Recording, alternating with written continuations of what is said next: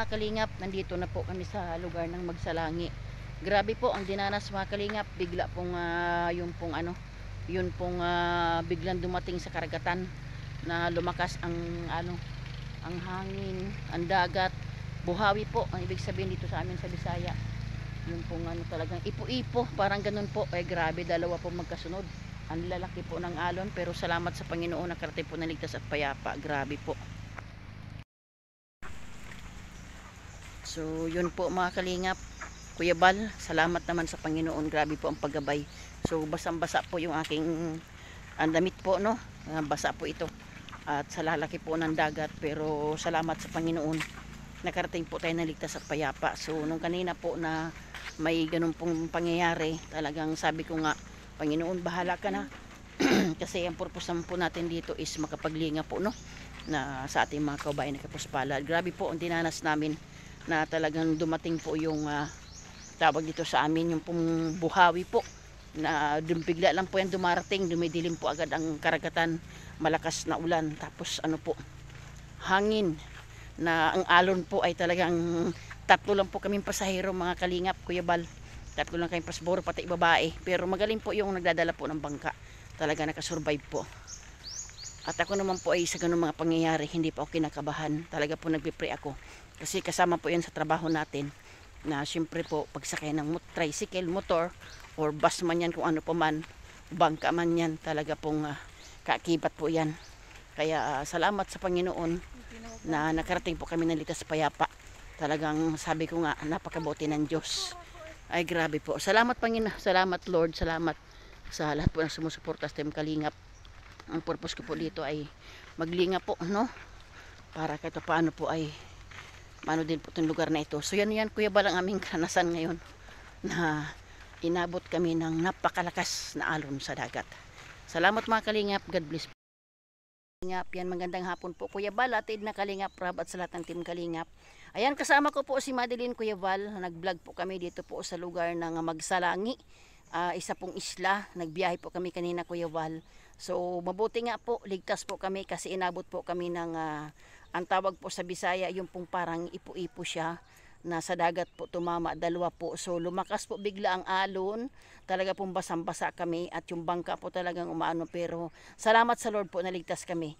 Kung nagkataon Kuya Bal ay hindi siya makapasok, nandun kami sa kinain kami ng pating. So salamat Lord, naligtas po kami at payapa. So ngayon po ay meron kaming i-interviewin Kuya Bal na isa pong kakaiba po na anong tawag dito, para siyang PWD na po Kuya, pero hindi po siya inborn Kuya Bal. So samahan niyo ko mga kalingap, ito yung lugar ha. Kami doon sa tabing dagat. So mamayabas muna ako, oh. May hinog po, oh, di ba oh. Yan, mamayabas muna ako mga kalingap. Ayan. Bago ako mag-interview Kuya Bal, mamayabas muna ako kasi kanina po ako po'y napagod dahil nakakala ko po ako'y malulunod na, hindi ako maalam lumangoy, pero kasama yun sa trabaho Kuya Bal, sacrifice. Kaya sulit ko na lang muna ngayon sa mamayabas, no. Mamayabas muna ako bago ako mag-interview kasi para mawala yung aking pagod kanina. Kaya lang, isa lang nakita kong hinog. Isa lang yata to, wala na mga kalingap. Adente. Saan? Hilaw man yan. So yan mga kalingap, kasama ko po ang aming dalaga si Madeline. Siya po yung aking camera woman, siyempre babae, camera woman, pero kanina po siya po hindi na umiimik dahil po malakas na nga po yung alon. Akala niya kaya na siya ng pating. Buti po kami po niluwa, hindi kami pero Kuya, totoo Kuya Bal, kami po nakaranas po ng masamang panahon na lumakas pong ulan, hangin at po, kumbaga anong tawag po sa Bisaya nga, ano nga tawag sa Bisaya nun? Ano? Englishin natin. Tornado. Tornado. Yan. Kami po'y sinagopa ng tornado. So samahan niyo mga kalingap, doon na tayo. Mag-interview, may isang bayabas na ako. Tara, ito tayo. Let's go. Ito po'y inirekomenda po sa atin Kuya. Lugar ng Magsalangi Kuya Bal. Isa pong isla na tatawid. Ito po yung lugar po ni Madeline. Yan. Ito, tanim ko ito. Ayan. So, nandito na po tayo sa isang mag-i-interview po tayo.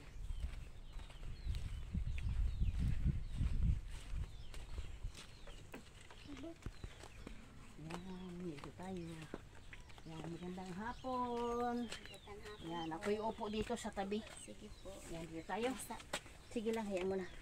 Okay lang. Ayan, so magandang hapon. Ano pangalan nito? Joven po. Juven. Irene. Yan, ilang taon na siya? 13. 13. 13 years Ito, old sa po. tuwan-tuwa siya, oh. Yan. Hi!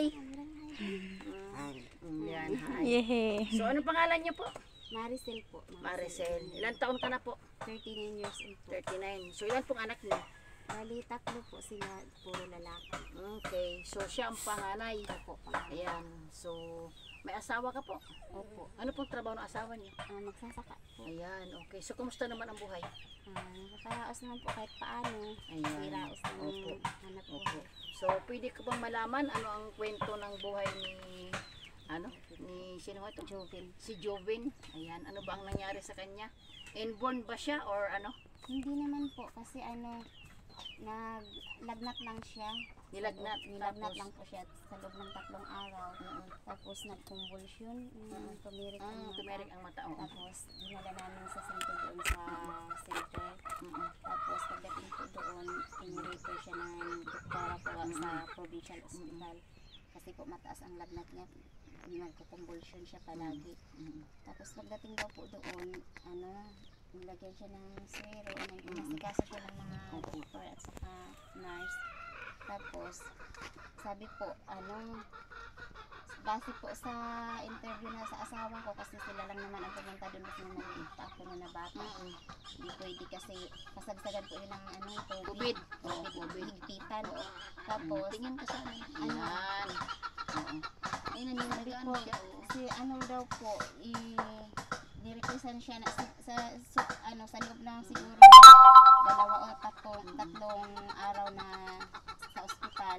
Sabi po ng doktor, Panibago mo naman. kailangan daw po siya, pag sabi po na kailangan siya i-CT scan, hindi po siya kaagad na CT scan kasi malikot na palagi nagko-convulsion. Hindi Okay. naman daw po pwede na i-CT scan siya na nalikot siya, dapat kalmado siya. Tapos nung dumating na ang araw na i-CT scan na siya, negative naman daw po ang result sa So, wala, ibig sabihin po, siya po ay normal. normal Nandun po. anong pinanganak mo. Opo. Hanggang sa sinugod ang ospital, nilagnat lang siya. So, paglabas po, ito na yung nangyari sa kanya. Opo. So, sa madalit sabi po, mayroon po bang dahil sa gamot or wala naman? Hindi ko po alam kung sa gamot o So, pagbalik dito, ganyan na siya. Opo. Unti-unti na siyang naiba Unti na. na po siyang Nagbabago na yung ng kanyang okay. hanggang sa hindi na siya makalakad. Opo, Ang ganun. pagsasalita niya, nahihirapan na siya. Naapektuhan na magsalita. siya. Naapektuhan na So, po. kawawa naman. Tapos, ang mga kamay niya, yung parang Naninigas na siya. Oo, Naninigas kasi na. na nga Tapos, siya nagka-vlog yan ako ng ganito So, sa madalit sabi, nakalungkot po. So, nag-aaral naman siya Opo. ngayon. Ayan, so ako ay papakilala sa iyo ng isang charity vlogger, Team Kalingap, sa pangunguna ni Kuya Bal, ni Ate Dani Kalingap Rab. So nandito ako ngayon sa lugar nyo sa Magsalangi para makapag-interview. So yun naman talagang pinaka-process natin, interview. So ikaw bilang isang nanay, pwede kang humiling kay Kuya Val, sa aming founder, sa mga viewers, sa mga na mahipuin ng Panginoon para kay kay Alvin, kay Brother Alvin. Ayan, para kahit paano ay kung ano man, sabi nga hindi kami nangangako kung ano yung abot kayang maitulong po ng Team Kalingap. Ayan, pwede kang kay Kuya Val. Itingin ka sa camera. Ayan. Hello po, sir. Kuya Val. Kuya Val po, ako po ay humihingi po ng tulong sa inyo. Okay lang. Sige, okay lang. Okay lang, iyak mo lang. Walang problema. Sa kadahilanan po sa aking anak na si Jubin po. Gusto po sana namin siyang matulungan. Saka mahirap lang po kasi kami. Gusto ko po sana siyang maipagamot kung ano po ang makakabuti po para sa kanya. Para matulungan po siya at gumaling siya sa kanyang karamdaman po. Kung ano po ang makakabuti po sa kanya. Bilang ina po, masakit po sa kalooban ko na makita po siyang ganito. Siyempre po, kami po ay tatanda din po. Ayoko naman po na ganito lang po siya palagi kasi kawawa naman po siya, walang mag-aalaga sa kanya. Kung sakali pong kami ay tumanda na ng papa niya, saka siya po walang mag-aalaga sa kanya. Kung ganito palagi ang sitwasyon niya, sana po isa po na siya sa mapili nyo na matulungan po. So sa Para madalit ano po ang sabi, makakabuti para sa misis, need mo ng kahit ma-check up man lamang siya, Opo, ganon, or ma'am. sa espesyalista, ganon. So ayan, okay. So ayan po mga kalingap, Kuya Val, atid na kalingap Rab. So ang kahilingan niya po, Kuya Val, na bilang isa po ang kanyang asawa po yung magsasaka, na mapacheck up po si brother po, ang kanyang anak, dahil panganay po siya, Kuya Val. Pero ang gandahan, Kuya Val, nag-aaral siya through Ano po? module. Sa school din Module po, siya. Sa school din po. Okay. So, siya, Kuya Val, Considered nakatuwa. po siya na Considered po na klase. nag-aaral. Module po, no? Pero hirap siya magsalita. Anong pangalan mo? Apektado na. Anong pangalan mo? Sige po. Suya po. Naman. Sige. Hindi siya. Binsang po to niya. Baka di naman kaya. Kaya mo Sige na. po. Kaya mo magsalita? Mapapanood tayo ni Kuya Val. Sige po. Ayun, sige, hayaan mo na, nahiya siguro siya. So, ito yung ano niya. Ito yung ano niya, oh, yung kamay niya, oh, yan. So, ito yung kamay niya po, mga kalingap, oh. Ayan, so, yan po. Ay, grabe. Nahirapan po siya. So, nag-ano talaga siya, nag-ano, sasacrifice siya. Opo. So, grabe. Nurse. Mm. Opo. Sana po Tingin ikaw din. matulungan po siya na Kawawa naman. baka po may paraan pa po na kung May- paano po may- siya may paraan gumaling, pa. kung ano po ang Oo. makakabuti Oo. para sa kanya. So, Gusto din naman namin po na ipatingin siya sa magaling na doktor. Oo, Ang problema oo. po, hirap po kami sa financial. syempre. Wala po kami So, tiwala lang, malay niyo po, wala tayo, hindi kami nangangako, no? Kami ay isang instrumento din lang ng Panginoon na maanuhan siya, no? Kasi, ayan, naano siya. Ay, kawawa naman. Huwag mo kagatin ang ano mo. Huwag mo kagatin. Kawawa naman. Oo, ano mo yung paa mo? Nahirapan talaga siya. Nag-struggle siya. po, minsan po nag-seizure siya, tapos ginagapamalhas. So, yan po yung kalagayan niya, mga kalingap. Na isa din Ang pong... pagkain niya, yung dila niya hindi masyado makatulak dito sa ngipin niya, kaya nahihirapan siyang kumain pag nakaganyan siya. So, nakakalungkot kasi unang-una, pinanganak ng normal. Normal. So, ganun, no? Pero, sabi nga, ipagkatiwala mo sa Lord kasi, kumbaga kami po ay mga instrumento din lang kami ng Panginoon. So, hindi pa ako nangangako, pero lobi ng Panginoon po, sabi nga, tiwala lang tayo. Kasi, yan, napapanood man to ni Kuya Val. So, ayan po, Kuya Val, ang kahilingan po ng isang ina, bilang pong nasaktan sa kanyang anak po na hindi niya po alam kung ano pong dapat gawin.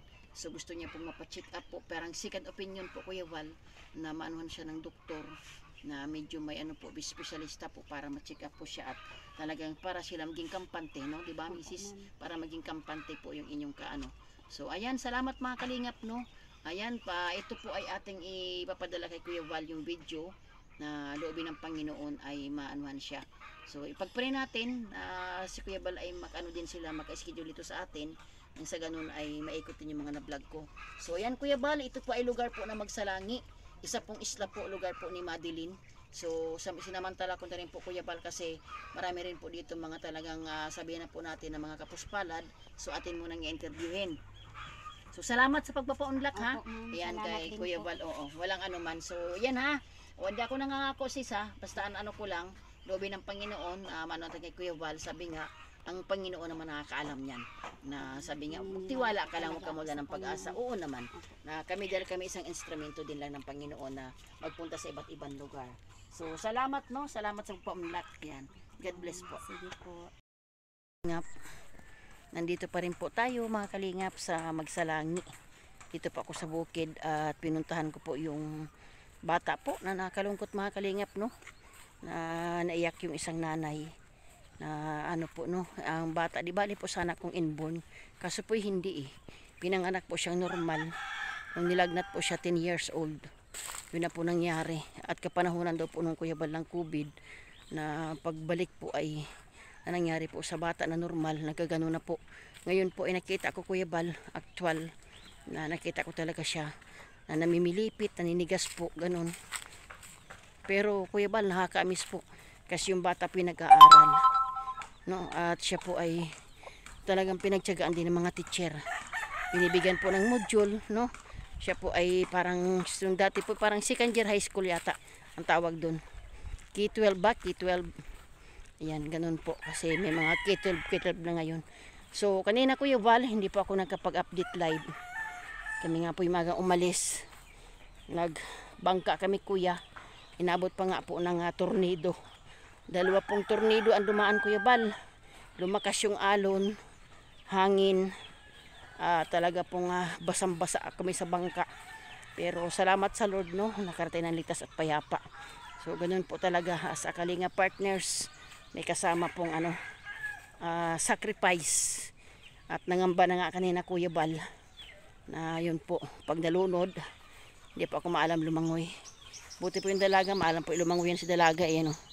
Kasama ko siya Kuya, pag vlog Kuya Bal. So, salamat sa Panginoon. Salamat sa walang sawang pagtulong sa Team Kalinga, sa pangunan ni Kuya Bal. Salamat po sa inyong lahat. God bless po.